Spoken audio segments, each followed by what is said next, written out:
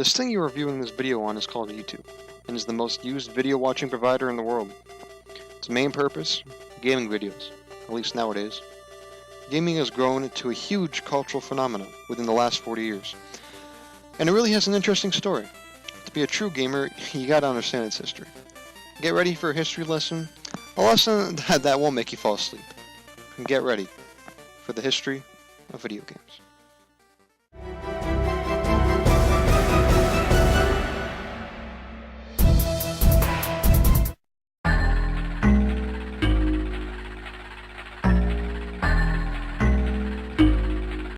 While Sega was doing fine in foreign countries, they still desperately wanted to grab a hold of the American markets. But one company stood in their way, Nintendo, and a Nintendo Entertainment System. Both their SG-1000 and the Sega Master System flopped in the States, and they would have one last chance to make a system that was a worthy competitor of Nintendo.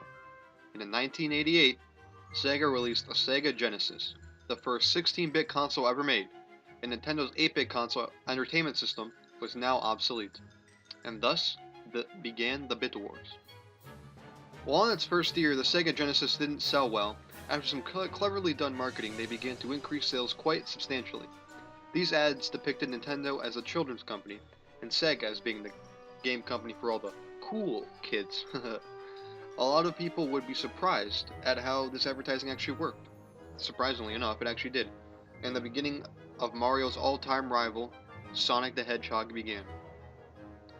Sonic the Hedgehog boasted high-speed gameplay, something that Slowpoke Mario just couldn't do, and cemented the idea of Sega being cool and Nintendo just being lame. It worked, believe me. It's why Nintendo is still considered lame today. Nintendo was hurting, and they needed to do something to swat away the pesky Sega fly. It was time for a new console.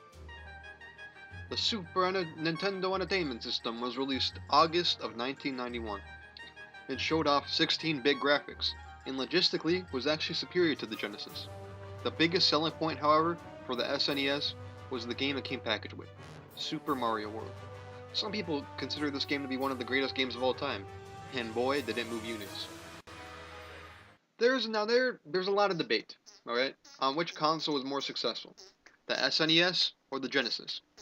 And based on the sales, the SNES actually wins. Nintendo managed to keep its dominance and proves they're number one. Don't get me wrong though, the Genesis was a great system. It had many great titles like Sonic the Hedgehog, Bonanza Brothers, Altered Beast, Echo the Dolphin, Frogger, and Golden Axe. Genesis also had a lot more third-party support than Nintendo. But, as Nintendo has proven over the ages, they don't need third-party support. The SNES has some incredible titles like Super Mario World, The Legend of Zelda: A Link to the Past, Star Fox, Super Metroid, and Super Mario Kart, as well as Donkey Kong Country, one of my personal favorites. These were only several of the many SNES classics. Nintendo never needed a lot of third-party support, except for today. They wish I had it.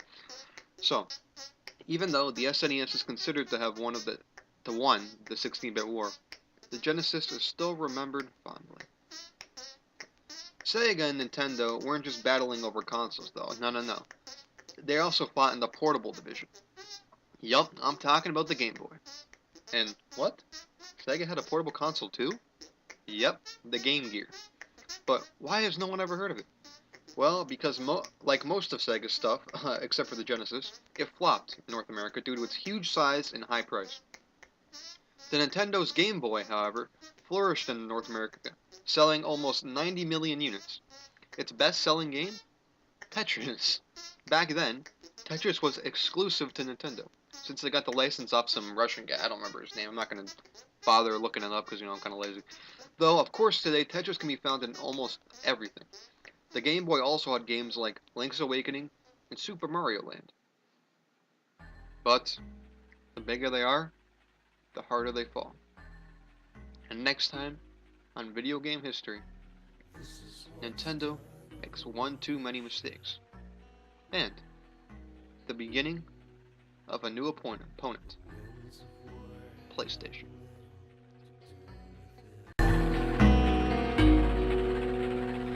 On a rescue